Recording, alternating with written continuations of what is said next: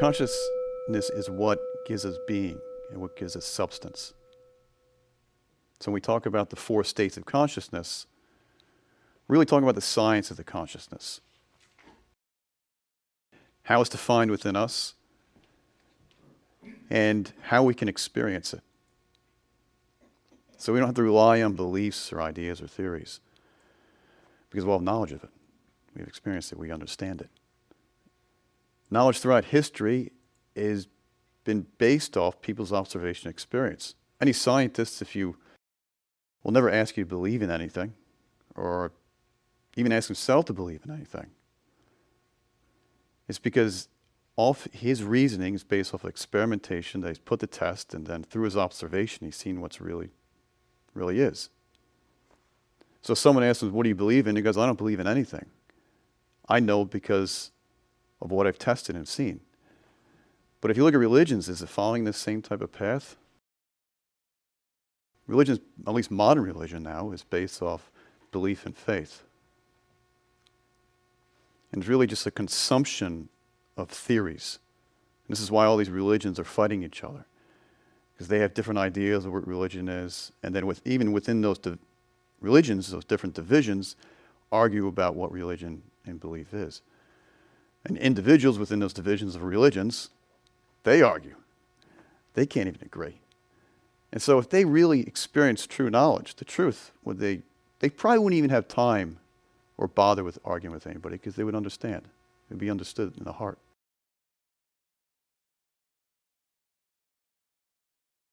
And at the base of all religions, even in, say, Christianity, Jesus never told you to believe in anything, but he said he saw God. He witnessed it. Same thing with his disciples. They felt God, or they saw eternity. You look at Buddha Shakyamuni, he says he experienced certain truths. He experienced eternity, past lives. He didn't talk about he believed in past lives. So you could say all religions are based off a common denomination, and that's his experience.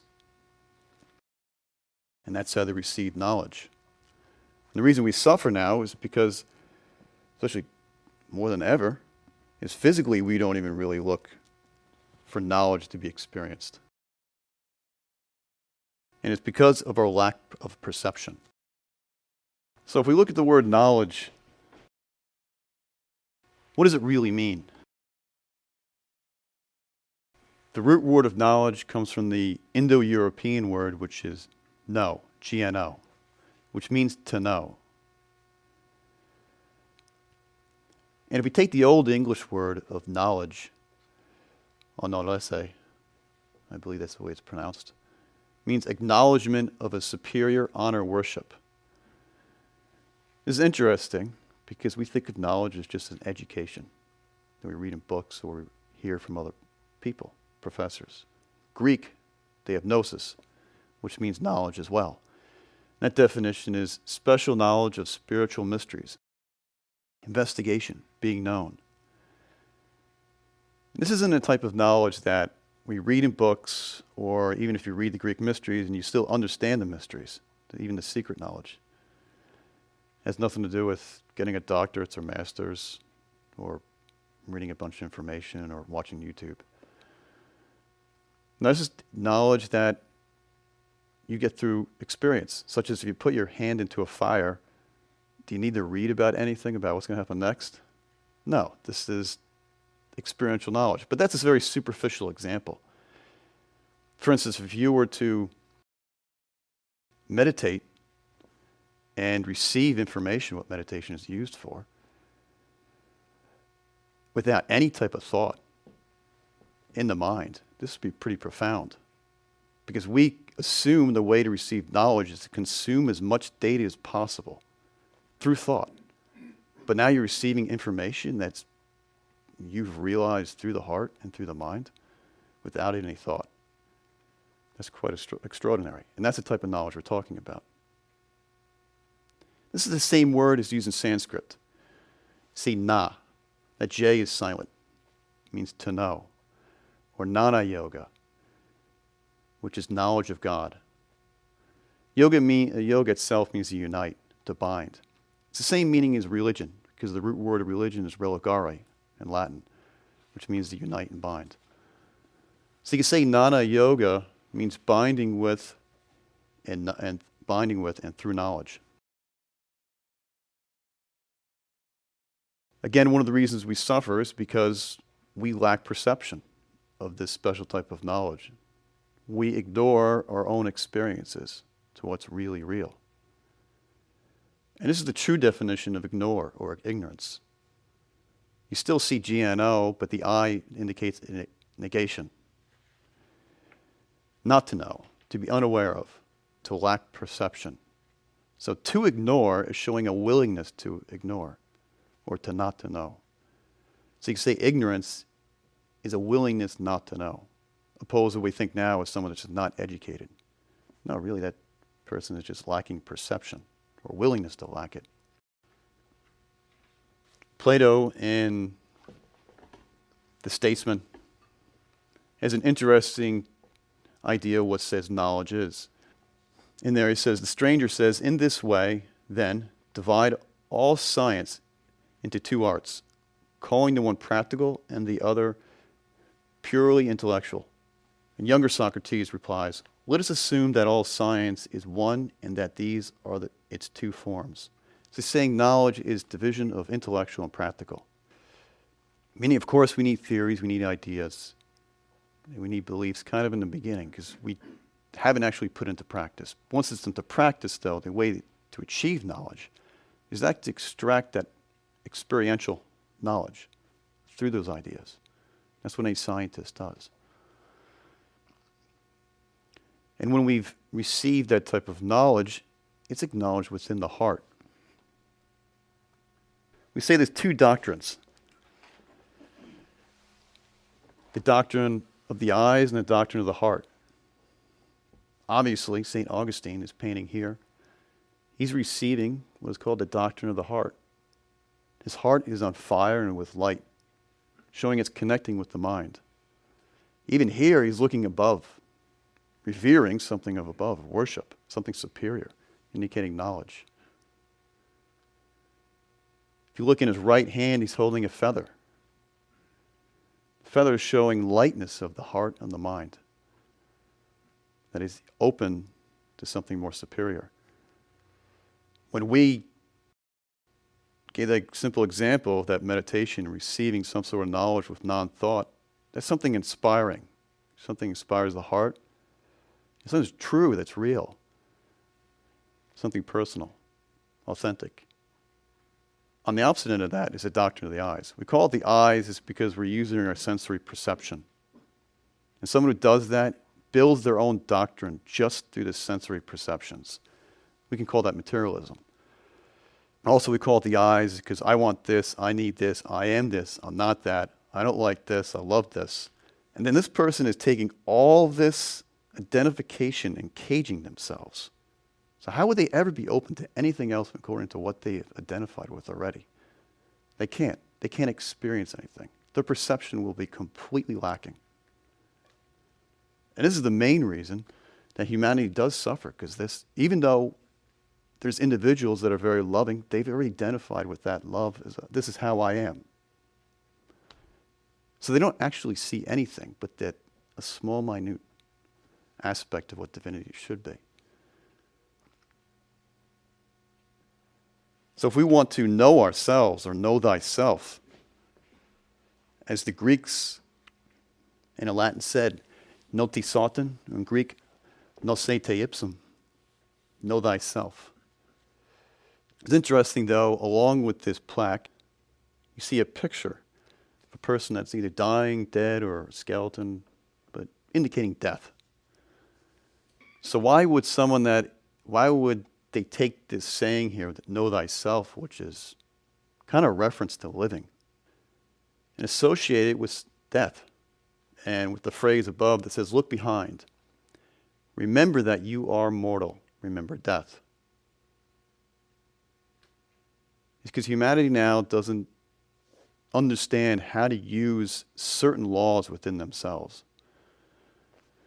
And they're not willing to recognize certain absolute truths. It's that saying that goes, there's two absolute truths in life, and that's paying taxes and death. Well, you can get away without paying taxes, but you're not going to get away without dying. And many people have tried, and they're still trying, but they're not successful. Even Jesus died. So it's recognizing death because that's an absolute truth. But as well, you can't have life without death. You can't have death without life and birth. A flower grows, it grows seeds. And a new season can't begin, or new life can't begin unless that flower dies to plant those seeds. If you want to truly love something, you can't identify with it. You see parents that try to instill their own identification in the kid, and the kid resents it. Or the opposite way around. So if you truly want to love something, something inside has to die for that to work.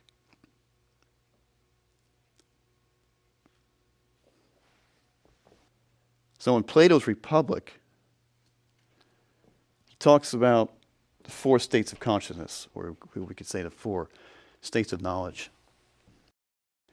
And if we want to know thyself, we have to recognize death. Anyone who doesn't recognize death or avoids it completely is in a very deep state of psychological sleep. And unfortunately, this is 99.9% of the humanity. Doesn't want to recognize that absolute fact. This is why they never even work on themselves. I mean, physically they do, but they're only changing aspects of their personality. They're not fundamentally changing the psyche or the soul. This is as well talked about in Upanishads. Upanishads are the esoteric teachings of Hinduism in the Vedas. And so he says, take a line and divide it in half. You have the lower level and the upper level. The lower level is considered opinions. The upper level is considered knowledge. The same thing it says in the Upanishads, in the Mandaka Upanishad. The illuminated sage says knowledge is twofold, higher and lower. So both of them, from two different cultures, are saying exactly the same thing, indicating they're experiencing truth of one type of science, the science of the consciousness. The lower level, like I said, is opinions. In the story of the cave in the Republic,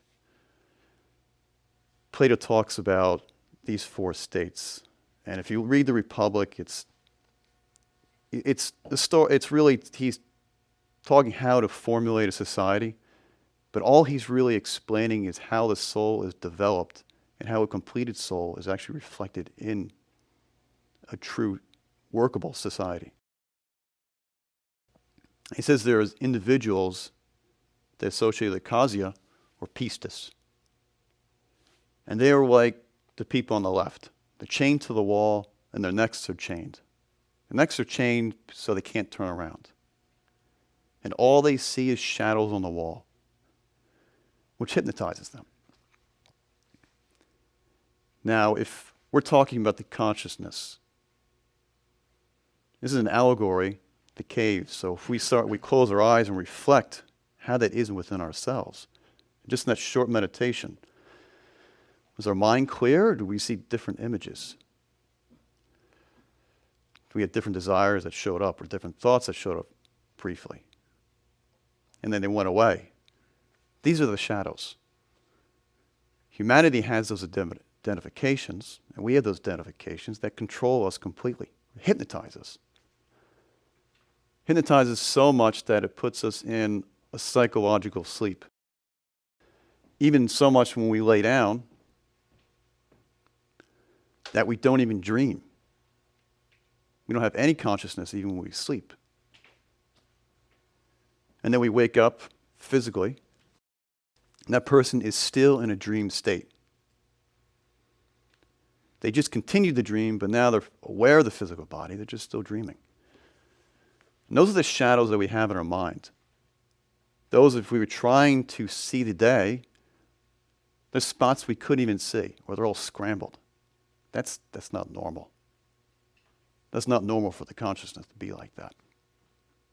And these are the states of akasia and pistis. Same thing, these Hindu words or Sanskrit words, are exactly the same in the Upanishads. The first one, Akasya, the consciousness is deeply asleep and dreaming.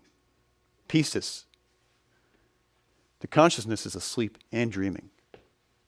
Most people think they're in a state of knowledge, that upper level. But the reality is they're not. They're always in opinions. So these individuals here, they see these shadows. Most of them don't even recognize them. They just see them as kind of entertainment in their minds. And then there's some that get a little more analytical, and they go, I believe they're this or that, and they have their theories. But the reality is they're just shadows. So still, their beliefs are just fantasy. They don't, they're beliefs. To get out of that type of state, what we need is a consciousness that can pay attention.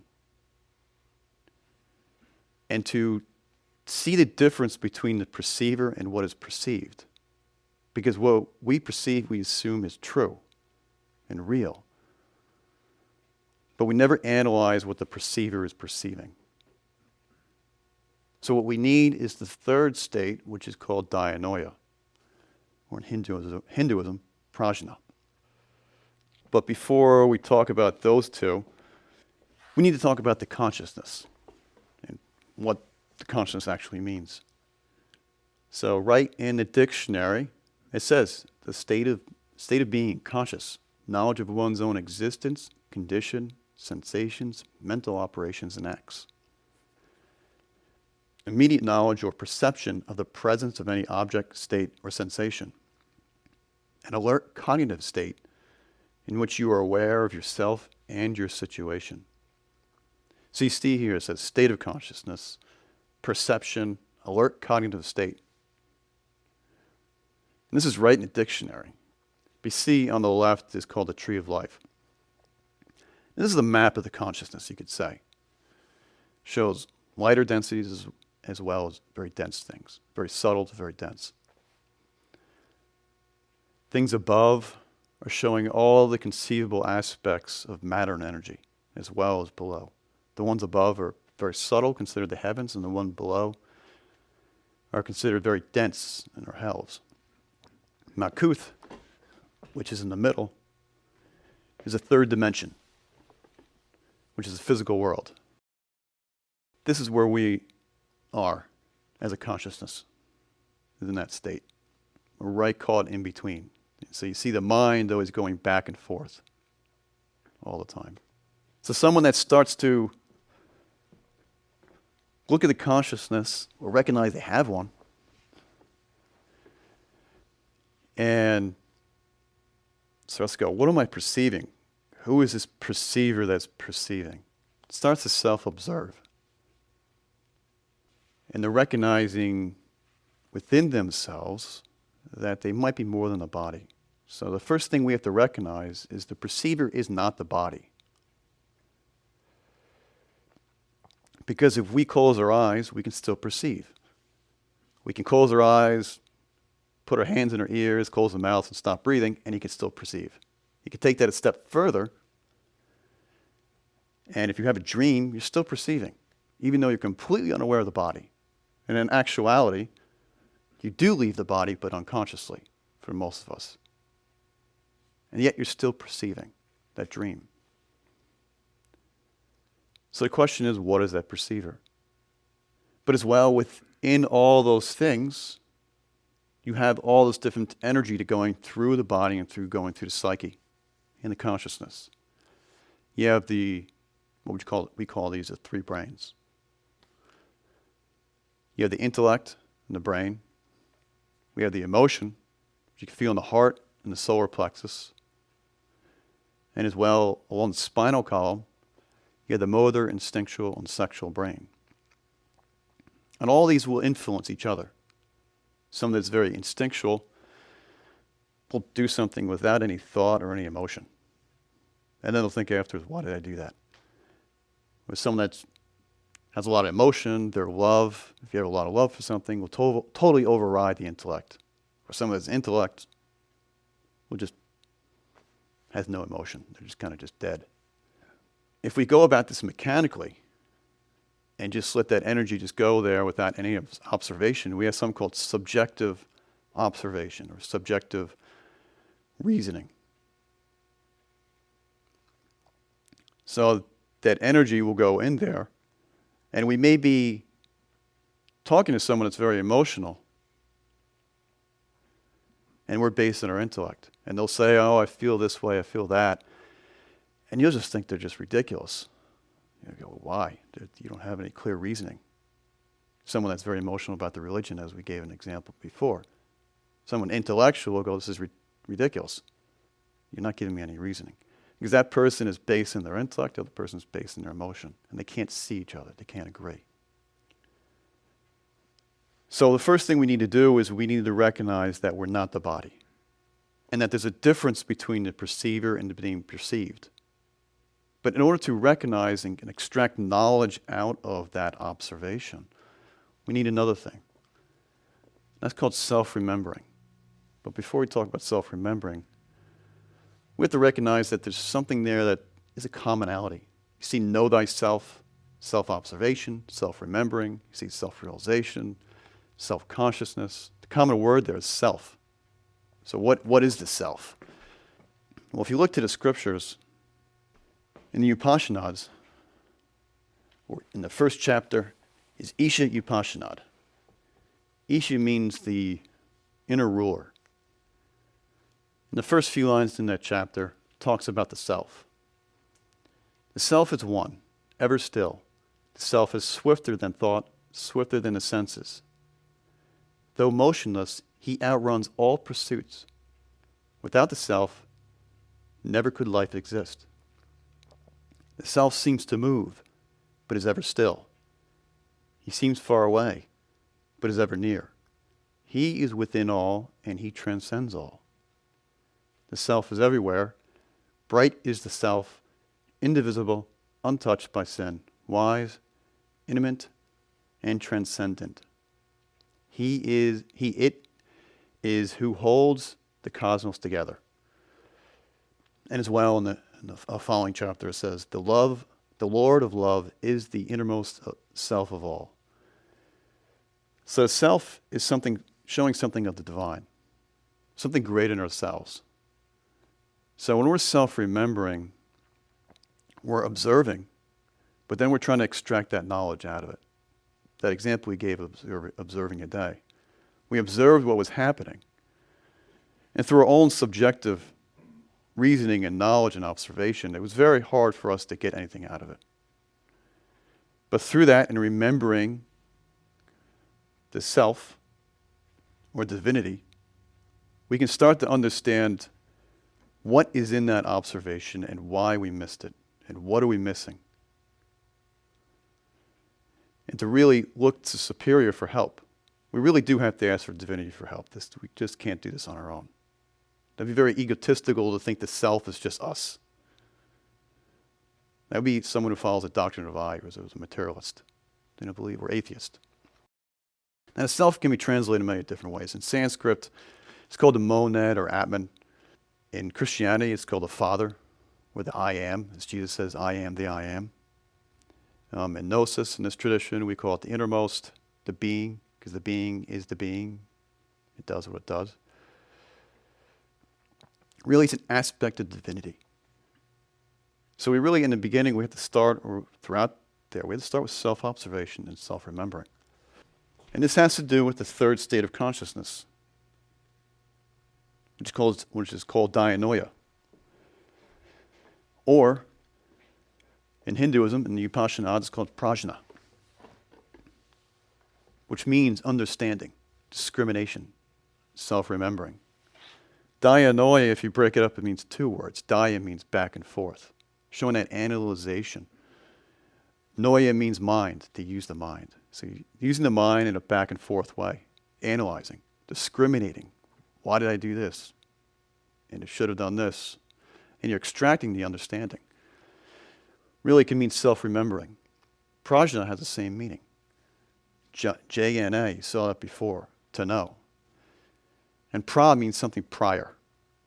Not something of the past, but something before us, the Creator. Something ancient.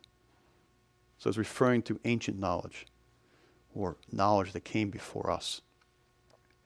And you see this dianoia in the Bible. In Matthew it says, Jesus said unto him, Thou shalt love the Lord thy God with all thy heart, and with all thy psyche, the soul, and with all thy dianoia, the mind. And this is referring to the three brains, as we saw earlier. The heart, which is the emotional. Dianoia, the mind, the intellect. Psyche relates to that spinal column, which helps create the soul. As well, in John, it says,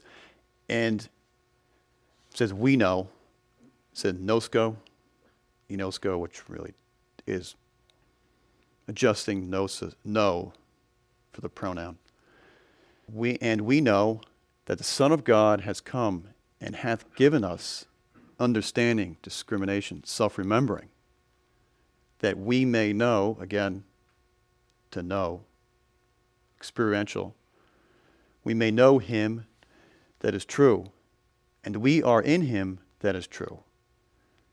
In his Son, Jesus Christ, this is the true God and eternal life. So it says here, in order to know him, Christ has given us self-remembering. He's given us dianoia. The third state, and this is in the Upanishads, the third state is called prajna, of dreamless state, in which one neither dreams nor desires. There is no mind in prajna. There is no separateness, but the sleeper is not conscious of this.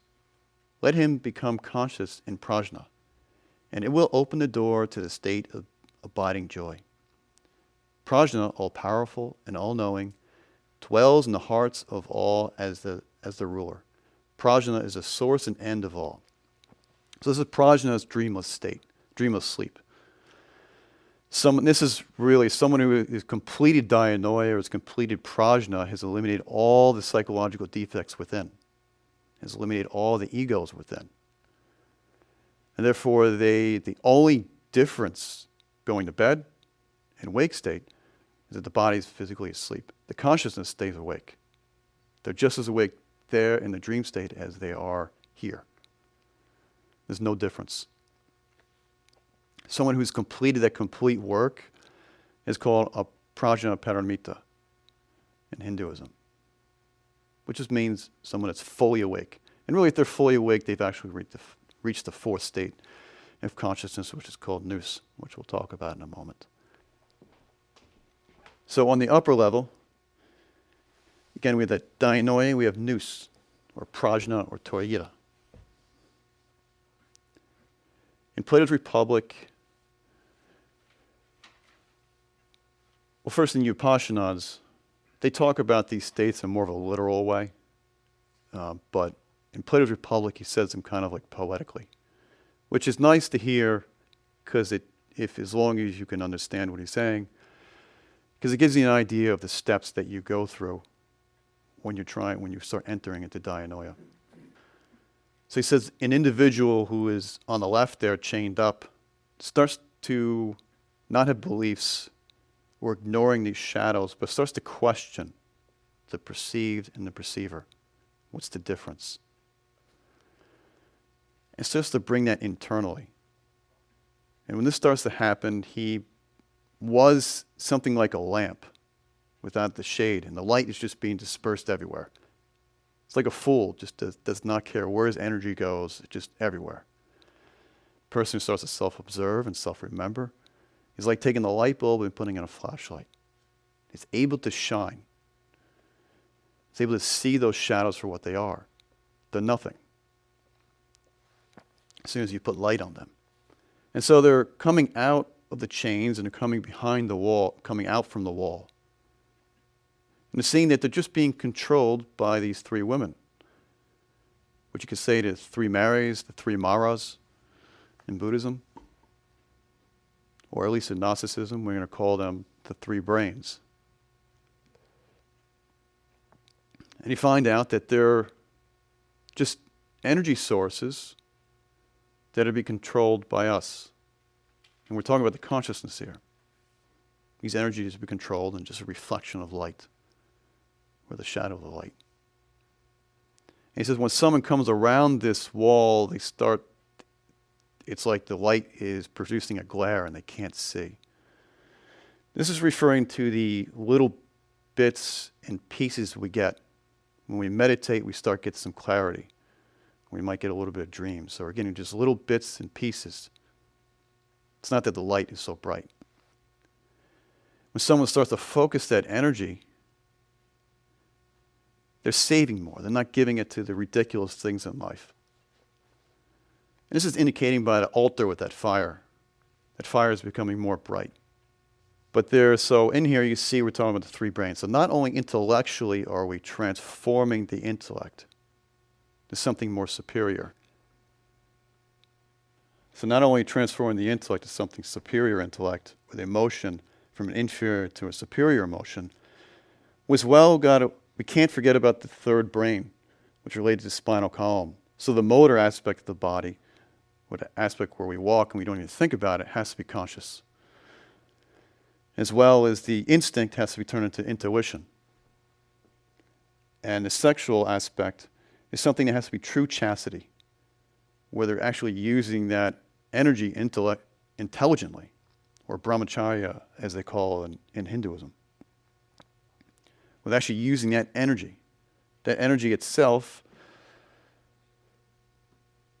is something that can give the light a greater charge, a shock. And so can brighten the psyche. You can see more. So you have dianoia, which is the consciousness, awake to some degree. So we are not always in dianoia, or in between kind of pistis and dianoia, if you're actually self-observing and self-remembering.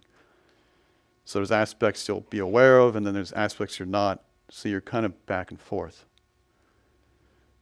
The majority of people who don't observe at all, they're always in this state, the lower level.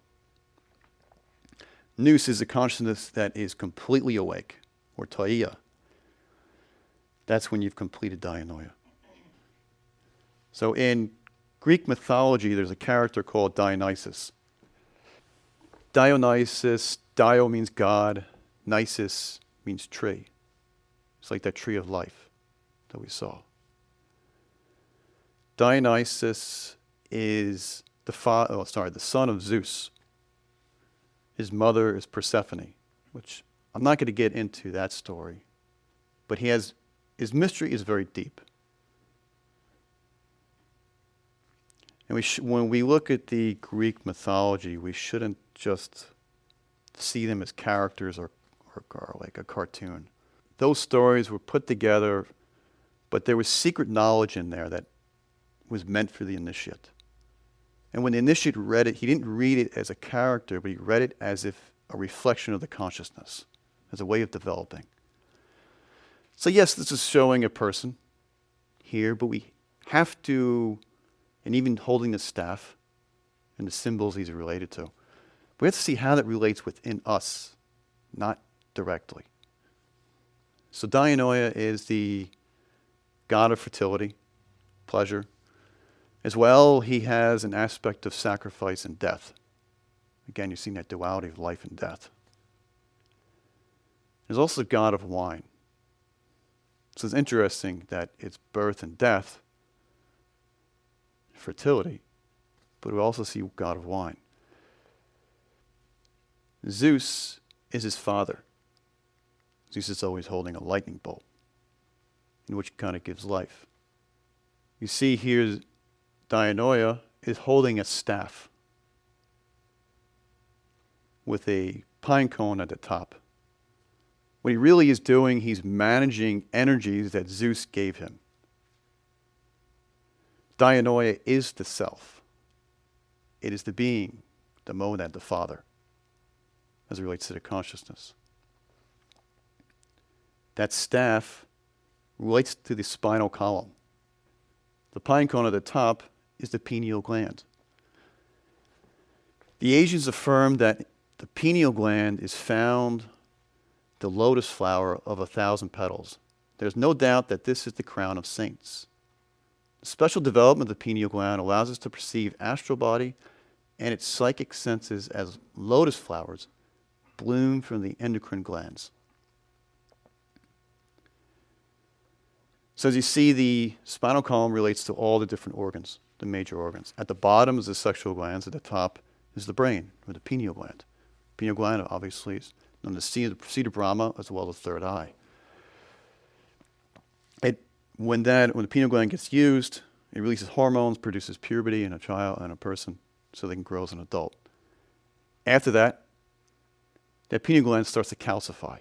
And scientists know this, that if someone has or even the pituitary gland is related to this, too many hormones, the body can just get too big, and sometimes use drugs to suppress it or to make it produce.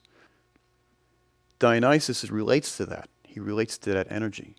He is the god of wine because wine is a type of transformation.